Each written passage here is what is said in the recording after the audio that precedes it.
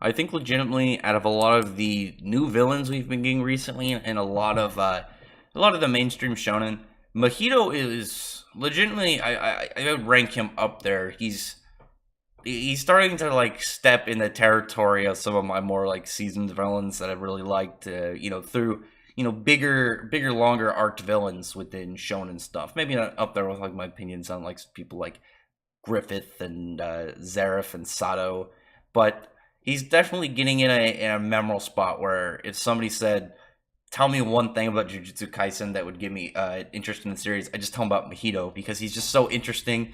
He feels a lot like the main character a lot of the times, and he's just all around a very interesting character. He's always up to like scheming, but also like this childlike brutality, which is also very fun.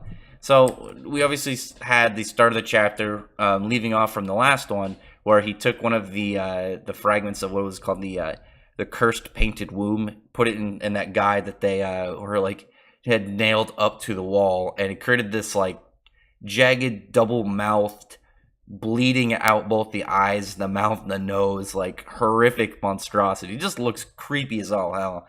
And that's one of the things that I like. I like about Mojito is he gives off this like childlike horror feel to it, which is just really cool. Just he seems so happy and chill about it, and it's more like a kid making you're like a little kid, you make like a cool Lego construction. You're like, man, I'm actually pretty proud of this, and that's pretty much what it looks like for him.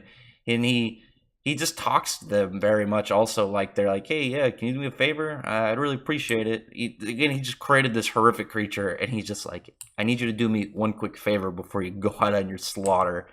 But back to detective work, we have Yuji and the crew, and they're just like trying to pinpoint anything they can so far, seeing what exactly they can figure out. Well, one of the delinquents that recognized Megumi was, very worried about everything, but at the same time, you could tell he's got some mad respect for Megumi, who would just, has a reputation for beating the hell out of the people at that school because he used to go there as a delinquent, and you have all these teachers who recognize him and just having flashbacks of stuff he did, but at the same time, they're like, he seems better now, so at least he's not a deadbeat loser. He's actually, he's got something head on his shoulders, which was nice. And the delinquent guy brings his sister, who's like trying to explain some of the phenomena that's been going on, like how that's where their houses, they also run an antenna shop, and in that shop, the automatic door of the store, every other day just kind of like opens and stays open, and it's been creeping her out.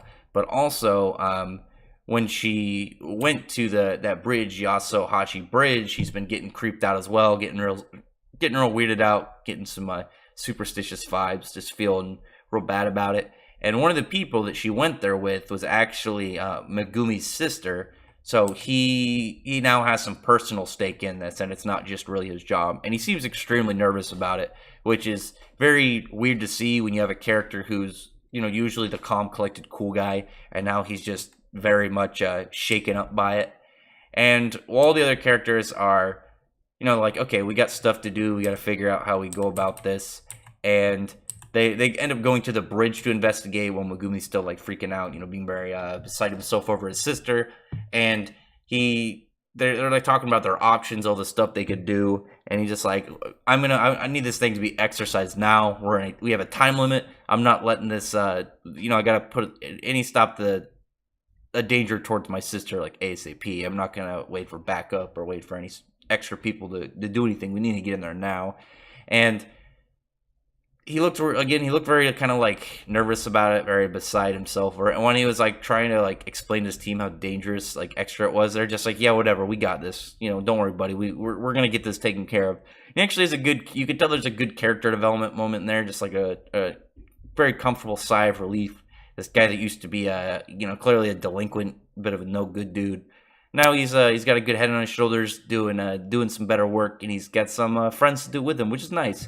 But I actually said so I feel like this is one of those things where if you knew like Japanese superstition, you understand this part. But they talk about how crossing a river and barriers, it has a significant meaning in Jujutsu, which again I feel like that's if you were Japanese and you understood, like it probably like lines up with something like having a black cat cross you or something, and more Western superstition. I don't know if that has anything to do with Japanese.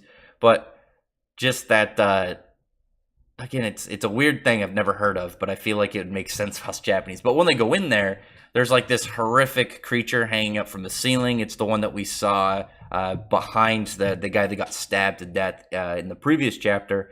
And it just kind of like lives in this weird, it looks like a coral reef kind of area, like a crevice with all these different like barnacles and stuff. But obviously it in itself is this creepy four-eyed creature that's just like starts like making this weird sound when they enter. And then behind them, through a spooky portal, from what it looks like, comes the weird jagged tooth, double mouth, bleeding creep who just like comes up to them and he's like, "Oh, somebody's here. Okay, let's play. Let's have some fun. Let's do some stuff." And Yuji's just like, "Hey, you guys go to the other guy. I got this." And he's after the Black Flash that he experienced during his fight with Hanami, because we know that once you experience the Black Flash, it's like an automatic boost to their Jujutsu core, and it all around makes them stronger. So are we going to see any more techniques from them? Because characters, when they have their own techniques, like it says some stuff about them, it's just interesting to see. But or he could just, maybe he'll have just use Black Flash again. I'm hoping for some original techniques, some Yuji TMs. But other than that, drop a comment below on what you thought about this chapter. I'd really appreciate it if you told me exactly how you thought about my take on it, but also what's your take on it. Other than that, I'd really appreciate it if you would befriend the like button and the subscribe button, thumbs it up, and check out my other videos. But other than that, I appreciate everyone who's already subscribed, and I thank you all for listening.